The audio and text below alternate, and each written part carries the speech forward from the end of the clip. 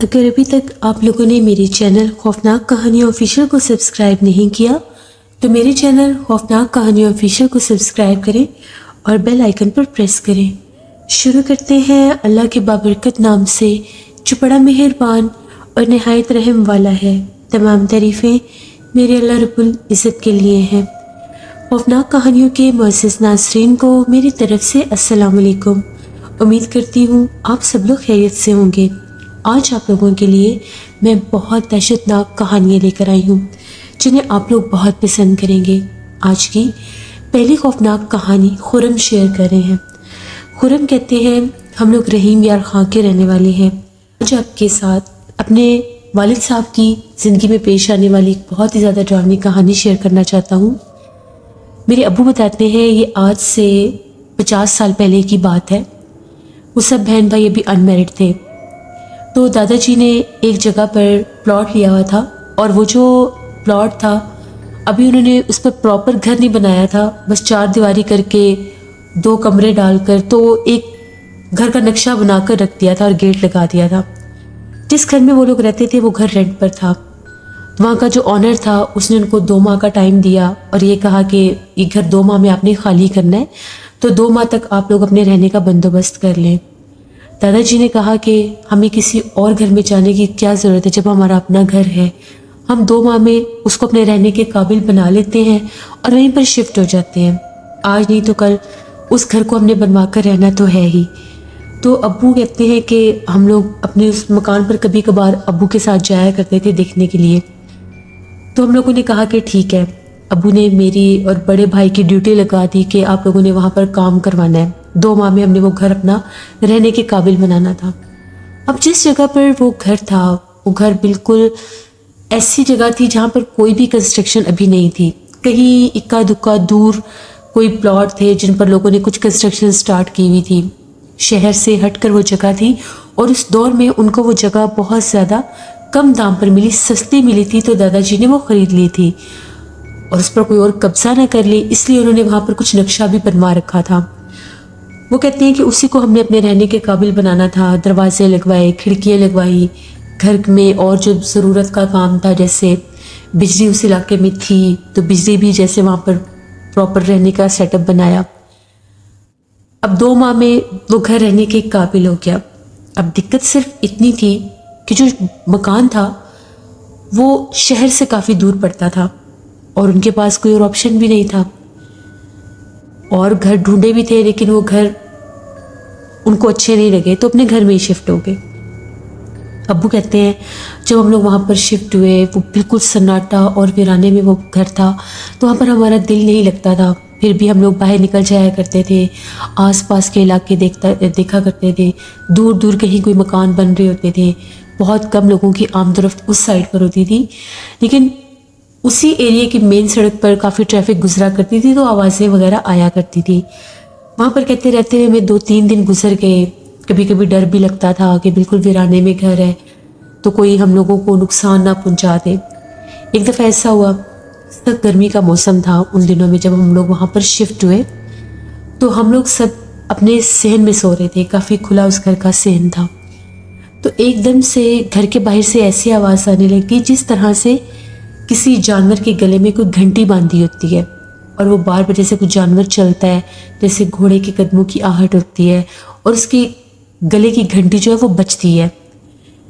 مجھے نیند نہیں آ رہی تھی، میں یہ آوازیں سن رہا تھا۔ اب میرے دل میں ایک عجیب سا یہ خیال آیا کہ کیوں نہ میں اٹھ کر دیکھوں۔ میری عمر اس وقت 21 برس تھی، تو میں نے سوچا میں چھپ کر جا کر دیکھتا ہوں بھلا یہ کون ہو سکتا ہے۔ پرانے وقت تھے، کوئی دلوں میں اتنے خوف ڈر بھی نہیں ہوا کرتے تھے، تو میں نے دیکھا سب گھر والے سو رہے تھے۔ میں اٹھا اور دبے پاؤں سیڑھیاں چڑھتا ہوا چھت کے اوپر چلا گیا کہ دیکھتا ہوں بھلا یہ باہر کون سی آواز، گھنٹی کہاں بج رہی ہے۔ تو جیسے ہی میں اپنے گھر کی چھت کے اوپر گیا اور باہر جھانک کر دیکھنے لگا تو کیا دیکھتا ہوں، ہم لوگوں کے گھر کے باہر کافی زیادہ درخت بھی تھے، کیونکہ جیسے میں نے بتایا کہ علاقہ بھی غیر آباد تھا، تو ایک درخت کے پاس مجھے کچھ سفید لباس میں چلتا ہوا دکھائی دیا۔ جب میں نے غور کیا تو جس طرح سے وہ پورا ایک وجود تھا جیسے کوئی انسان ہے، اور ہاتھ میں کوئی روشنی پکڑے، جیسے उस दरख्त के नीचे खड़ा हुआ है, लेकिन वो घंटी की आवाज़ कहाँ से बज रही थी मुझे समझ में नहीं आया। मैं थोड़ा सा डर गया कि ये आदमी भला कौन हो सकता है। वो बिल्कुल दरख्त के नीचे खड़ा था, रोशनी भी उसके हाथ में थी, अब लालटेन थी या कैंडल थी, जो भी था, लेकिन वहाँ पर बाकायदा रोशनी थी और उसका लिबास भी नज़र आ रहा था, चेहरा नज़र नहीं आ रहा था। मैं बड़ा परेशान कि पता नहीं ये क्या माजरा है, ये कौन है कौन नहीं है। इतने में दूर से एक जैसे काले रंग का कुत्ता भागता हुआ आया और वो कुत्ता उस पर चिल्लाने लग गया, भौंकने लग गया। उसको देखकर कुत्ता उसके करीब नहीं जा रहा था, उसकी तरफ देख देख कर भौंक रहा था। ये मंजर मैं अपनी आंखों से देख रहा था। तभी एकदम से जैसे वो आदमी जो था वो दरख्त के पीछे गया और वो गायब हो गया। कुत्ता उस दरख्त के पीछे भाग कर गया और कुत्ता जैसे उस दरख्त के इर्द गिर्द चक्कर काटने लग गया। ये मंजर बहुत ज़्यादा डरावना था। मुझे देखकर बहुत डर भी लग रहा था कि ये सारा क्या माजरा है। जैसे ही मैं छत से नीचे आने लगा, मुझे ऐसा महसूस हुआ कि जिस तरह से मेरे पीछे कोई खड़ा है, यानी जैसे मैं किसी से टकराया हूँ पीछे से। पूरा एक वजूद था वो। मेरे पीछे पलट कर देखा, छत पर कोई भी नहीं था। मेरी हार्ट बीट बहुत तेज़ हो गई, दिल की धड़कन ऐसी थी जैसे पता नहीं क्या हो जाएगा। मैं भागता हुआ नीचे आया, सब घर वाले सोए हुए थे। मैं आकर अपनी चारपाई पर लेट गया। मुझे नींद नहीं आ रही थी और खौफ से मेरी हालत ख़राब होने लग गई। और वही जो आवाज़ थी घंटी की फिर बजने लग गई। फिर वो बाहर जैसे चल फिर रहा था और दूर से कुत्तों के भौंकने की आवाज़ भी आ रही थी, जो उस रात को और भी ज़्यादा डरावना कर रहे थे। अब ये सब क्या था? मैं तो हैरान हो गया। एकदम से मेरी नज़र अपनी छत की दीवार पर गई, सहन में जो हम लोग सो रहे थे। जब मेरी नज़र छत की दीवार की तरफ गई तो ऐसा लगा जैसे ऊपर से कोई झांक कर देख रहा है। एक सर पीछे हटा, बहुत अजीब लग रहा था सब। मैंने फ़ौरन से अपने चेहरे के ऊपर चादर की और मैं थर थर कांपने लग गया। आयतल कुर्सी पढ़ने लग गया। मैं नौजवान था, कोई बच्चा भी नहीं था, लेकिन ये सब अजीबोगरीब तरह से हो रहा था। आज तक ऐसा हुआ नहीं था। इसने मुझे खौफ में मुब्तला कर दिया। पता नहीं रात के किस पहर मेरी आंख लगी, मैं नहीं जानता। सुबह जब सहन में धूप आई तो मेरी आंख खुल गई। सब कमरे में जा चुके थे। मैं भी उठा और कमरे में जाकर अम्मी के पास, जिस बेड पर अम्मी और अब्बू थे और मेरा छोटा भाई, वहीं जाकर मैं भी लेट गया। तकरीबन 9 बजे अम्मी ने हम सबको जगाया नाश्ते के लिए। मैं जब जागा मेरी आंखें बहुत सुर्ख हुई हुई थी, तो अम्मी ने मेरे से पूछा, तुम्हारी तबीयत तो ठीक है? तुम्हारी आंखें बहुत सुर्ख हो रही हैं। अम्मी मेरे पास है, मेरे माथे पर हाथ लगाया तो मुझे बहुत सा बुखार था। मैंने अम्मी को रात वाला सारा किस्सा बताया। अम्मी मुझे सख्त डांटने लग गई कि तुम्हें किसने कहा था तुम छत पर जाओ, ये खुली जगह है, यहाँ पर अभी आबादी नहीं है, यहाँ पर बहुत ज़्यादा हिस्सा वीरान बियाबान है, ऐसी जगहों पर जन्नात होते हैं, दोबारा छत की तरफ मत जाना रात के वक्त। पता नहीं अब तुमने वो सब क्या देखा है क्या नहीं, मैं तुम्हारे अब्बू को बताऊंगी। अम्मी ने ये बात अब्बू को भी बताई। अब्बू भी परेशान हो गए कि अभी तो यहाँ पर आए हुए हमें कुछ दिन हुए हैं और ये सब क्या माजरा शुरू हो गया। उसी रात की बात है, मैंने दिन भर इस बारे में सोचता रहा, अपने बहन भाइयों को भी बताया, मेडिसिन भी ली, कुछ मेरा बुखार ठीक भी हो गया। उसी रात की बात है। आज फिर हम लोग सहन में सो रहे थे। आज मेरी चारपाई अम्मी और अब्बू की चारपाई के दरमियान में थी और उन्होंने सख्ती से मना किया था कि बिल्कुल भी तुमने छत पर दोबारा अकेले नहीं जाना। मैंने कहा कि ठीक है, मैं नहीं जाऊंगा। आधी रात हुई तो ऐसा महसूस होने लग गया जैसे हम लोगों के घर के बाहर बहुत ऊंची आवाज़ में कोई मर्द है जो बोल रहा है, आवाज़ें दे रहा है। किसको आवाज़ें दे रहा है ये नाम समझ नहीं आ रहा था। मेरी आंख खुली, अबू भी जाग गए कि पता नहीं आवाज़ें कहाँ से आ रही हैं, इस तरफ तो किसी का मकान भी नहीं है। अम्मी ने कहा कि दरवाज़ा खोलने की ज़रूरत नहीं है, कहीं कोई चोर वगैरह ना हो, हम लोग बिल्कुल आबादी से दूर यहाँ पर आ गए हैं। और जब कोई फैमिली किसी घर में शिफ्ट होती है तो वहाँ पर पता चल ही जाता है। अब हम लोग वो आवाज़ें सुन रहे थे, तभी मैं और मेरा भाई, हम लोगों ने कहा कि हम लोग ड्राइंग रूम की खिड़की से देखने की कोशिश करते हैं। अम्मी ने पहले हमें बहुत मना किया, लेकिन फिर हम लोग जैसे ही खिड़की में खोलकर बाहर देखने लगे, उसी दरख्त के नीचे وہی شخص کھڑا تھا جس کو میں نے ایک رات پہلے دیکھا تھا۔ وہ کون تھا، وہ کہاں سے آتا تھا، کچھ سمجھ میں نہیں آتا تھا۔ وہی اس کے ہاتھ میں روشنی اور چہرے کا حصہ اتنا کالا کہ کچھ دکھائی نہیں دے رہا تھا، یعنی وہ کس سے بول رہا تھا۔ تبھی وہی کتا بھاگتا ہوا آیا اور اس پر بھونکنے لگ گیا۔ ہم لوگ بہت ڈر کے ہم نے کھڑکی بند کر دی۔ میں نے امی کو آ کے ساری بات بتائی۔ اس لمحے جب یہ ماجرا ہوتا تھا، فضا میں بہت زیادہ خوشبو مہک رہی ہوتی تھی، جیسے بہت زیادہ پھول ہیں کسی جگہ پر، کوئی باغ ہے یا کسی نے پرفیوم لگایا ہوا ہے، ایسی خوشبو مہکتی تھی۔ سب نے وہ خوشبو بھی محسوس کی۔ امی تو ڈر گئی۔ امی نے آیت الکرسی پڑھنا شروع کر دی۔ اب گرمی اتنی تھی، ہم کمروں میں تو سو نہیں سکتے تھے۔ امی نے ابو سے یہ کہا کہ ہم لوگوں سے یہ غلطی ہوئی ہے، ہمیں اس گھر میں آنے سے پہلے قرآن خوانی کروا لینی چاہیے تھی، جو ہم لوگوں نے نہیں کروائی۔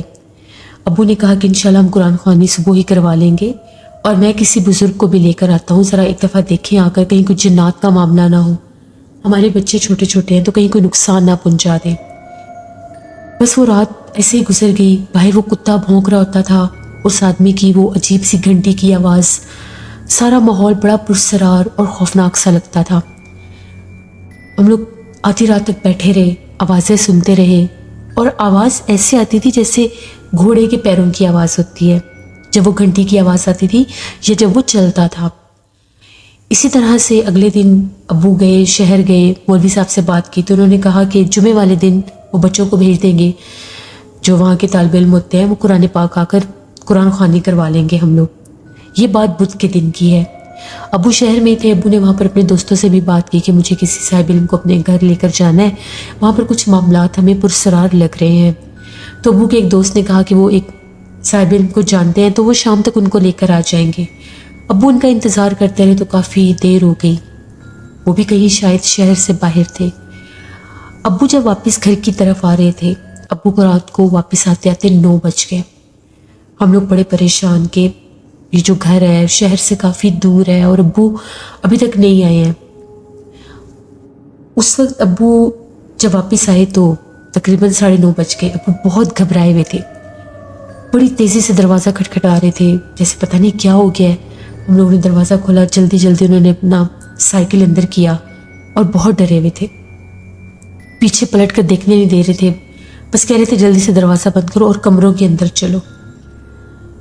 ہم لوگ سارے ایک ہی کمرے میں آ گئے کہ پتہ نہیں کیا ہوا ہے۔ امی نے کہا کہ سب خیر تو ہے، آپ اتنے کیوں ڈرے ہوئے ہیں؟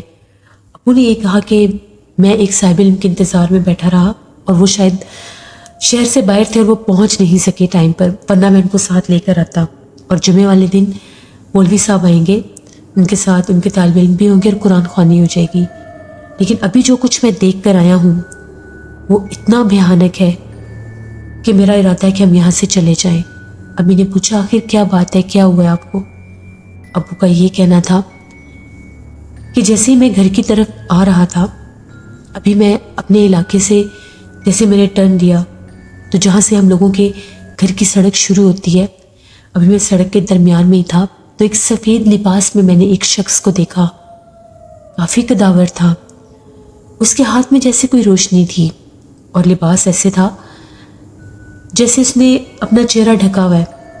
چلتا چلتا میں جیسے اس کے پاس سے گزرنے لگا تو مجھے قدموں کی آواز ایسے آئی جیسے گھوڑے کے قدموں کی آواز ہے، جیسے ہم رات کو سن رہے تھے۔ تھوڑا سا اس کو دیکھ کے میں ڈر گیا کہ جو باتیں میں 2 دن سے سن رہا ہوں یہ تو اسی سے ملتی جلتی ہیں۔ جو ہی میری نظر پیچھے پڑی اس کے پیروں کی طرف، کیونکہ اس کے ہاتھ میں روشنی تھی، تو اس کے پیر ایسے تھے جیسے جانور کے پیر ہوتے ہیں، جیسے گھوڑے کے پیر ہوتے ہیں۔ میں نے خود دیکھا، چہرے والا حصہ اتنا کالا کہ کچھ دکھائی نہیں دے رہا تھا، بس اس کو دیکھنے کی دیر تھی۔ میں نے سائیکل بہت تیز کر لیا۔ جیسے میں اپنے گھر کے قریب پہنچا تو پیچھے سڑک خالی تھی، اس کا کہیں نام و نشان بھی نہیں تھا۔ اب صاحب علم بھی لانے کی ضرورت نہیں ہے، مجھے لگتا ہے یہاں پر بہت جنات ہیں، ہم نے بہت غلطی کی شہر کو چھوڑ کر اس ویرانے میں آنے کی۔